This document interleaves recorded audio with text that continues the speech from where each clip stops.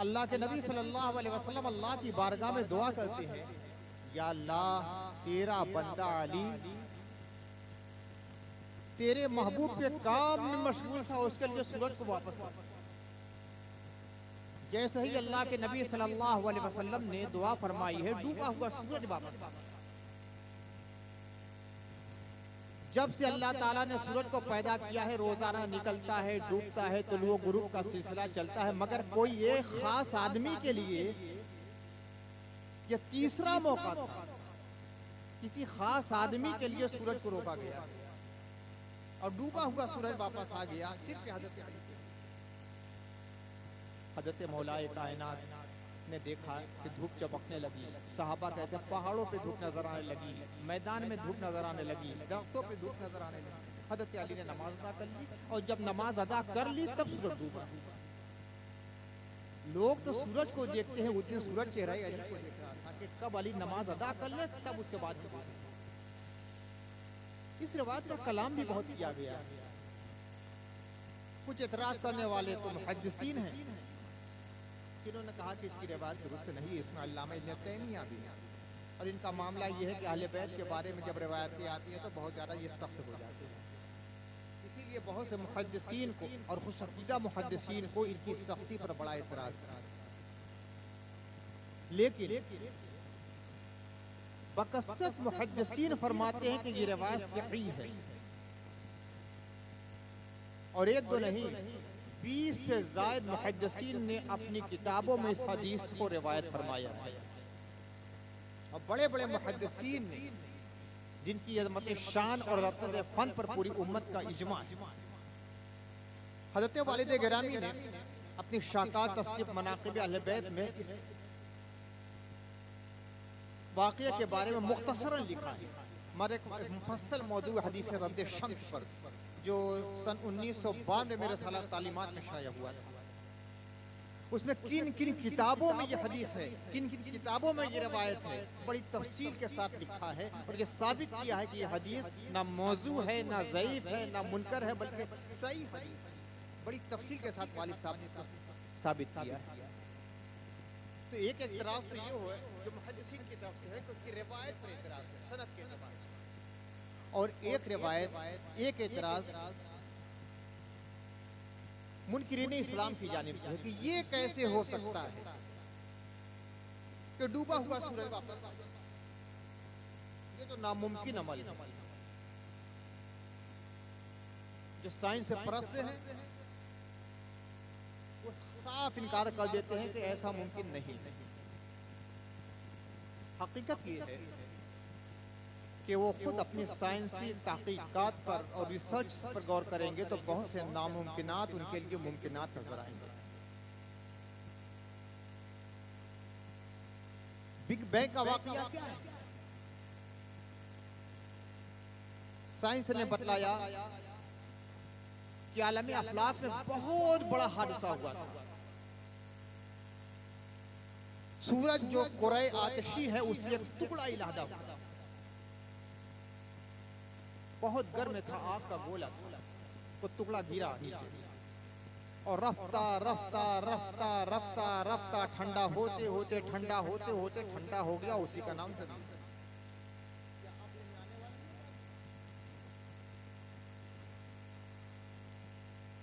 एक चीज होता है नामुमकिन होना, एक चीज होता है खिलाफी आदत होना। ऐसा होता नहीं है मगर हो गया। तो साइंस नामुमकिन तो कहते ही नहीं किसी चीज के बारे में, ये हो सकता है। साइंस ये कहती है कि खिलाफी आदत है, और जो खिलाफी आदत है उसी का नाम तो मुइज़्ज़ा है। जो हम कर ले, आप कर ले, ये कर ले, वो कर ले, ज़ैद कर ले, बकल कर ले, अम्र कर ले, वो मुइज़्ज़ा है ही नहीं, वो करामत नहीं है। मुइज़्ज़ा वो है जो खिलाफी आदत हो जाए, जो होता नहीं कि वो हो जाए। सूरज का टुकड़ा होना, फिर ठंडा होना, फिर जमीन होना, फिर ऐसा हो जाना कि पेड़ पौधे भी हो रहे हैं, पानी भी है, इंसान चल रहा है, जानवर चल रहे हैं, समुद्र निकल रहे हैं, झरने निकल रहे हैं, ये अक्ल में आने वाली बात। लेकिन नहीं, हो गया, सारी साइंस मानती है। तो जब ये मानती है कि इतना बड़ा वाकया हो सकता है, तो ये क्यों नहीं मानती कि सूरज दो टुकड़े भी हुआ है और चांद दो टुकड़े भी हुआ है, सूरज वापस भी आया है। अभी देखिए चंद्रयान का मामला, आदमी जब गौर करेगा तो ये कैसे हो सकता है, लेकिन हुआ है। इनकार करने वाले कह सकते हैं अरे भाई ये जो दिखलाया गया है टीवी पर, अरे ये एक मशीन का कारनामा है, लेकिन नहीं हुआ। खिलाफ आदत जरूर है।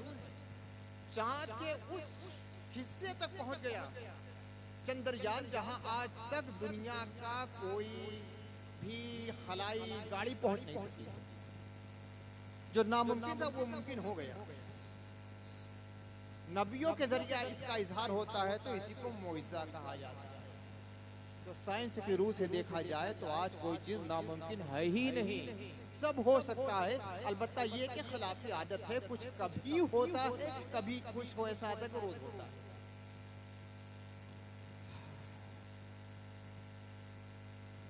तीन मौक़े ऐसे हैं कि अल्लाह ने सूरज को रोका है या वापस किया है। तीन मौक़े, शायद ये चीज अभी आपने सुनी ना। हज़रत अली के लिए सूरज वापस आया ये सुना। एक मौका आया है हज़रत यूशा या हज़रत यशइया के बारे में, सही बुखारी में भी है, मुस्नद अहमद में भी है, मुस्नद हाकिम में भी है ये वाक़या लिखा है। और दो वाक़यात अल्लाह के नबी सल्लल्लाहु अलैहि वसल्लम के ज़माने में हुए। एक मौके पर सूरज रोक दिया गया है और दूसरे मौके पर डूबा हुआ सूरज वापस आ गया। तीन मौके ऐसे बसाए हैं जब से अल्लाह ने सूरज को पैदा किया आज तक। तीन मौके आए हैं कि या तो सूरज रुक गया, अपनी जगह ठहर गया, उसकी रफ्तार ठहर गई, उसकी गर्दिश ठहर गई, उसकी हरकत ठहर गई, उसका मूवमेंट ठहर गया, या फिर डूबा हुआ सूरज वापस आया। हज़रत यशिया के लिए जो रिवायत हदीस में आई है और बाइबल में भी लिखा हुआ है, हज़रत यशिया को हम हज़रत यूशा इब्न नून, हम भी अल्लाह का नबी मानते हैं और यहूदी भी अल्लाह का नबी मानते हैं। जंग चल रही थी, सूरज डूबने का वक्त हो जाता है और करीब है कि फतह हासिल हो जाए, लेकिन अगर सूरज डूबता तो जंग का सिलसिला रुक जाता और काफिरों को एक नई कुव्वत दूसरे दिन के लिए मिल जाती, एनर्जी मिल जाती, रात भर आराम करते तो नई ताकत मिल जाती, हो सकता है जंग का नक्शा बदल जाता। तो अल्लाह ताला ने हज़रत यूशा के लिए सूरज को रोक दिया कुछ देर, यहाँ तक कि जब फतह हज़रत यूशा को हासिल हो गई उसके बाद सूरज डूबा। किताबों में ये है, बाइबल में ये वाक़या लिखा हुआ है। दूसरा मौका आया, अल्लाह के नबी सल्लल्लाहु अलैहि वसल्लम को मेराज हुई। सुबह के वक्त अल्लाह के रसूल सल्लल्लाहु अलैहि वसल्लम ने फरमाया कि अल्लाह ने मुझे मेराज अता फरमाई और उसका वाक़यात बनाए। मस्जिद हराम से मैं अक्सा तक गया, फिर आसमानों की सैर की, काफिर मजाक उड़ाने लगे। जैसे आज का ये कैसे मुमकिन हो सकता है कि सूरज वापस आ गया, ये कैसे मुमकिन हो सकता है कि चांद दो टुकड़े हो गया। उसी तरह काफिरों ने कहा ये कैसे मुमकिन हो सकता है कि रात के थोड़े से हिस्से में मस्जिद हराम से मस्जिद अक्सा आ गए, फिर उसके बाद आसमानों की सैर करके वापस, ये कैसे मुमकिन हो सकता है। हमेशा मुल्हिदीन का ये नजरिया रहा है। अल्लाह के नबी सल्लल्लाहु अलैहि वसल्लम वाक़ियात बयान करते रहे, काफिर मज़ाक उड़ाते रहे। अब अल्लाह के नबी सल्लल्लाहु अलैहि वसल्लम से कुछ निशानियां लोगों ने तलब की। वो ये जानते थे कि कभी मस्जिद अक्सा ये नहीं गए। पूछा कि दरवाजा किधर है, उसके नक्शो निगार कैसे हैं, उसकी मेहराबें कैसी, अल्लाह के नबी सब बयान करते चले गए। फिर हुजूर रहमत आलम सल्लल्लाहु अलैहि वसल्लम ने एक बहुत बड़ा सबूत दिया। फरमाया कि मैंने रास्ते में काफिले को फला मकाम पे देखा जो मक्का आने वाला था और बुध के दिन वो मक्के में आ जाएगा। अब सबसे बड़ा सबूत लोगों के लिए ये हो गया। हंसने वाले हंस रहे थे कि यहाँ तो मोहम्मद की नबूवत का दावा खोखला साबित हो जाएगा। अगर वो काफिला बुध के दिन नहीं आया तो हम समझ जाएंगे ये वाकया गलत है। अब बुध का दिन हो गया, सब कुफ्फार अपना काम छोड़कर इंतजार कर रहे हैं। सहाबा किराम को भी इंतजार, उन्हें तो ईमान है और यकीन है कि ये जरूर होगा। लेकिन कुफ्फार मक्का हैं कि सोच रहे हैं कि अब तो आज हकीकत वाज़े हो जाएगी। दोपहर हो गई, सेपहर हो गई, असर का वक्त हो गया, शाम का वक्त हो गया, सूरज डूबने के करीब हो गया, वो काफिला आया नहीं। अब काफिरों को हंसने का मौका मिलने वाला था। अल्लाह ताला ने सूरज को रोक दिया, ये सूरज ठहर जा, जब तक ये काफिला मक्के में नहीं पहुंच जाएगा तुझे डूबना नहीं। यहाँ तक कि वो कारवां मक्के में आया और उन्होंने बतलाया कि हाँ फला दिन हम फला मकाम पर थे और आज यहाँ आ गए हैं। अब तो काफिरों को मान लेना चाहिए था, मगर इस दलील नबूवत को देखने के बाद भी जिनको ईमान नहीं लाना था वो ईमान नहीं लाया। कि दूसरा मौका, तीसरा मौका ये मकाम सहाबा पर हुआ हजरत अली के लिए। खैबर से बिल्कुल करीब का इलाका है। अल्लाह ताला ने इस अजीम मोइज़े के लिए इस जगह का इंतखाब क्यों किया? खैबर के करीब यह मोइज़ा क्यों जाहिर होता है?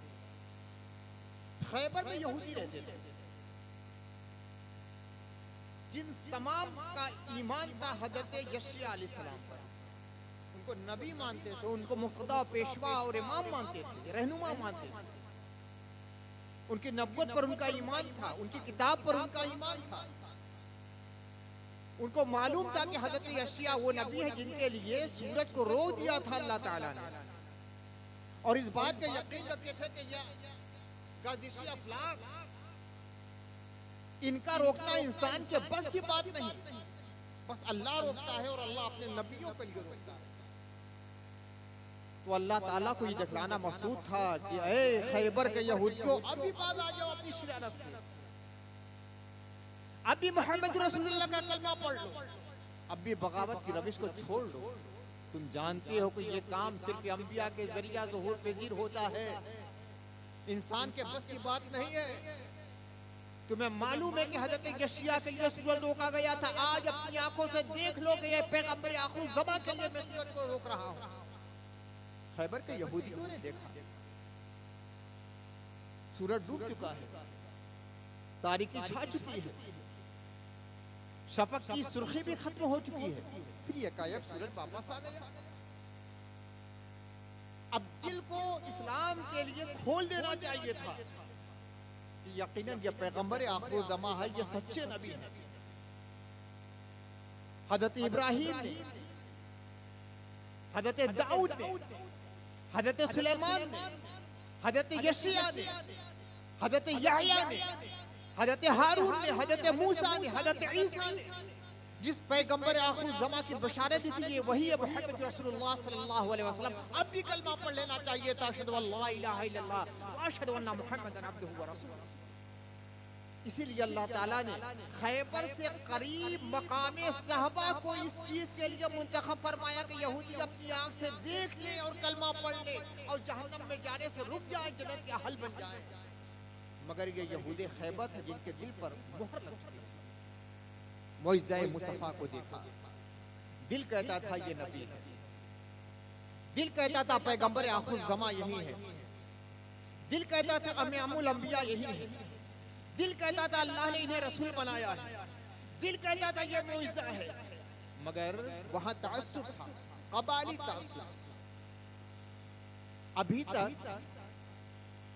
हज़रत इब्राहिम और इस्माइल के बाद जितने अंबिया हुए हैं सब बनी इस्राइल में हुए हैं। हज़रत इसहाक की औलाद से हुए हैं, हम भी हज़रत इसहाक की औलाद से हैं, हमारे कबीले से हुए। क्या बनी इस्माइल से नबी आखिरी ज़मा हो जाएंगे? हज़रत इसहाक के बाद जितने अंबिया हुए हैं सब बनी इस्राइल के, वो हमारे कबीले के। अब ये बनु इस्माइल के कबीले में सबसे बड़े नबी हो जाएंगे। दिल कहता है ये सच्चे नबी हैं, आखिरी नबी हैं, अल्लाह के पैगंबर हैं, मगर ये तअस्सुब है जो मानने के लिए तैयार नहीं। फिर अंजाम कार क्या होगा? अल्लाह के नबी सल्लल्लाहु अलैहि वसल्लम का काफिला इस्लामी आगे बढ़ता है और खैबर के मौके पर जंग होती है और इस्लाम का परचम लहराने लगता है। वो आखिरी कला जिसका नाम कमूस था, मरहत के बारे में गालिबन मैंने तस्करा किया कि इतना बड़ा वो पहलवान था कि 1000 पहलवानों के बराबर माना जाता था, कोई मतलब मुकाबिल नहीं था। जब वो अपने किले से बाहर आया है मौलाए कायनात से जंग करने के लिए, तो अपनी शजाअत, अपनी कुव्वत, अपनी जोरावरी, अपनी बहादुरी के नशे में चूर था। एक तो दो हौकल यूं ही था, बहुत मजबूत, लंबा तंबा, मोटा ताजा, और फिर उसके साथ साथ सर से लेकर पैर तक हथियार में डूबा हुआ। सीने पर लोहे की जीरा है, सर के ऊपर लोहे की हेलमेट है, उसके पार पत्थर का खोद है, और जब आया है तो अर्ना भैंसे की तरह ऐंठता हुआ आया और बड़े जोश के साथ अपने रजस पड़ा था। कद अलमत खैबर अन्नी मरहब शाकी सलाह बतलु मुजर्रब। तमाम खैबर जानता है कि मैं मरहब। कद अलमत खैबर अन्नी मरहब, तमाम खैबर जानता है कि मैं मरहब। शाकी सलाह है बतलु मुजर्रब, सर से लेकर पैर तक लोहे में डूबा हुआ हूँ, हथियारों से सजा हुआ हूँ, और बड़ा बहादुर हूँ, बड़ा तजुर्बाकार हूँ। अल्लाह को याद नहीं करता, बस अपनी जवामर्दी का, अपने हथियार का, अपने साजो सामान का, अपनी मादी कुव्वत का ऐलान करता है। एक शायर ने बड़ा अच्छा कहा है ना, काफिर है तो शमशीर पे करता है भरोसा, काफिर है तो शमशीर पे करता है भरोसा, मोमिन है तो बेतेग भी लड़ता है सिपाही। अब इधर हजरत मौलाए कायनात आगे बढ़े तो उस रजस का यानी उस शेर का जवाब शेर से दिया। अल्लाह का शेर है, शेर का जवाब शेर से देते हैं। कहते हैं अनल्लज़ी सम्मतनी उम्मी हैदर, अनल्लज़ी सम्मतनी उम्मी हैदर कले के ग़ाबातिन करीहिल मंज़र। मैं वो हूँ कि मेरी माँ ने मेरा नाम शेर रखा है, हैदर रखा है। हैदर का मतलब हज़रत मौलाए कायनात का नाम उनकी वालिदा ने हैदर रखा था, वालिद ने ज़ैद रखा था, मोहम्मद रसूलुल्लाह ने अली रखा था, और इसी अली के नाम से मशहूर। वालिदा ने हैदर रखा था, हैदर का मतलब शेर।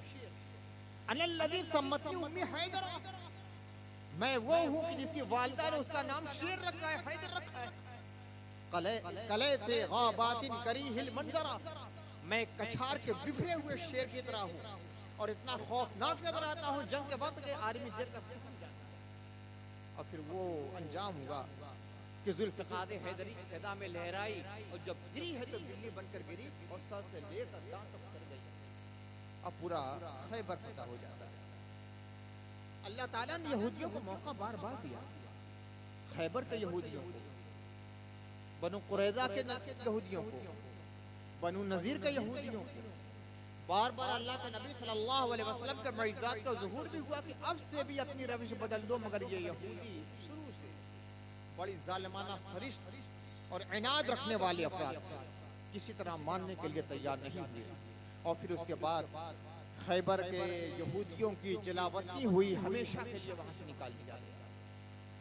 आज इस्राइली हुकूमत, हकीकत ये है कि सबसे ज्यादा जिस शख्सियत से अल्लाह के नबी के बाद इनाद रखी है वो हजरत अली है। हजरत अली के खिलाफ आज जो बकवास इतनी मिलती है ना, वो सब यहूदी साजिश का नतीजा है।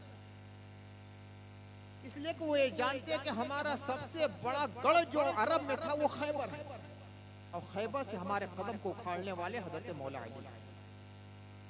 इसलिए यहूदी आज रसूलुल्लाह के बाद सबसे ज्यादा इनाद करने वाले हजरत अली से, सबसे ज्यादा दुश्मनी हुई, खैबर से निकाले गए। और आज इसराइल के नक्शे में जो जमीनें बनी हुई है कि इन पे हमें कब्जा करना है, तो सबसे अहम मस्जिद अक्सा के बाद खैबर की जमीन है। और रफ्ता रफ्ता रफ्ता रफ्ता अरबिस्तान पर अपने कदम को जमाते चले जाते हैं।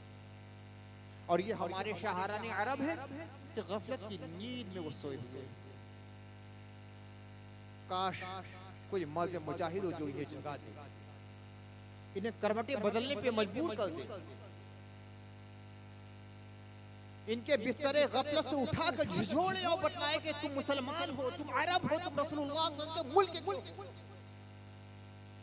अरबिस्तान का तहफ्फुज़, इस्लाम का तहफ्फुज़, शरीयत का तहफ्फुज़, हरमैन का तहफ्फुज़ तुम्हारा वलील फरीज़ा। ये दुनिया के ऐश के लिए तुम्हें नहीं भेजा गया, मादी असबाब को मुहैया करने के लिए तुम्हें नहीं भेजा गया है। ये फलक बोस महल्लात बनाने के लिए तुम्हें नहीं भेजा गया है। समुद्रों में खसरे मरमरी बनाने के लिए तुम्हें नहीं भेजा गया है। दुनिया की आसाइशों के सामान के इकट्ठा करने के लिए तुम्हें नहीं भेजा गया है। तुम्हें नबी सल्लल्लाहु अलैहि वसल्लम का गुलाम बनाया गया, उनकी शरीयत का तर्जुमान बनाया गया, उनकी शरीयत की मुहाफिजत करना, पूरी दुनिया में उसको राइज करना, उसको फैलाना, ये तुम्हारा सबसे बड़ा फरीज़ा है। लेकिन अफसोस है कि ये शाहाने अरब इस हकीकत को भूल चुके। यही अरब जितने पसमादा थे कि दिन में एक वक्त खा ले उनके लिए बहुत होता था। नाने जमी पर गुजारा करने वाले अरब, टाट के बिस्तर पे सोने वाले अरब, खुदरा लिबास पहनने वाले अरब, ऊंट की नंगी पुष्ट पे सवार होने वाले अरब, लूट मार पे अपनी जिंदगी गुजारने वाले अरब, तमुद्दुन से नाआशना अरब, बदवियाना जिंदगी गुजारने वाले अरब, गारे हिरा से एक आवाज उठती है, इक़रा बिस्मि रब्बिकल लज़ी खलक़। रसूलुल्लाह सल्लल्लाहु अलैहि वसल्लम ने इल्मी इनकलाब लेकर आते हैं, इल्म का उजाला फैलता है और 23 साल के बाद पूरे अरब की काया पलट जाती है, एक इनकलाब पैदा हो जाता है। जो जहालत के समुद्र में डूब रहे थे वो दुनिया के इमाम बन गए, दुनिया को पढ़ाने लगे, दुनिया को उस्ताद और तालीम और मुअल्लिम बन गए। जो तमद्दुन से नाआशना थे दुनिया को हिकमत का दर्स देने लगे। जो गुमराही के भंवर में उलझे हुए थे वो दुनिया को हिदायत देने लगे। जो तौहीद से नाआशना थे दुनिया को तौहीद का सबक सिखाने लगे। लेकिन वही आज अरब हैं कि जो अय्याशियों में, दुनिया तलबी में, तकासुर में ज्यादा से ज्यादा ऐश के सामान फराहम करने में लग गए और अपने फरायदे मनासिबी को छोड़ गए। अल्हाकुमुत तकासुर हत्ता ज़ुरतुमुल मक़ाबिर। तुम लोगों को ज्यादा तलबी ने लहव लईब में मौसूफ रखा और गाफिल रखा, यहाँ तक कि तुमने अपनी कब्रों को देखा। एक शाह मरता है, दूसरा आता है, दूसरा मरता है, तीसरा आता है, तीसरा मरता है, चौथा आता है, मगर वो गफलत की नींद से आज भी बेदार नहीं होते हैं। अल्लाह ताला हम सबको तौफीक अता फरमाए और हमारे हुक्मरानों को खास तौर से तौफीक अता फरमाए कि अपने फर्ज़ मज़हबी को समझें और इस्लाम का परचम लेकर ये आगे बढ़ें। और इस्लाम के मानने वालों को अल्लाह ताला ने इस काम के लिए भेजा था। कुंतुम खैरा उम्मतिन उखरत लिन्नास तअमुरूना बिल मारूफ व तनहौना अनिल मुनकर व तु'मिनूना बिल्लाह। उस फर्ज को अदा करें। अल्लाह ताला हम सबको तौफीक अता फरमाए। व मा अलैना इल्लल बलाग व आखिरु दअवाना अल्हम्दुलिल्लाहि रब्बिल आलमीन।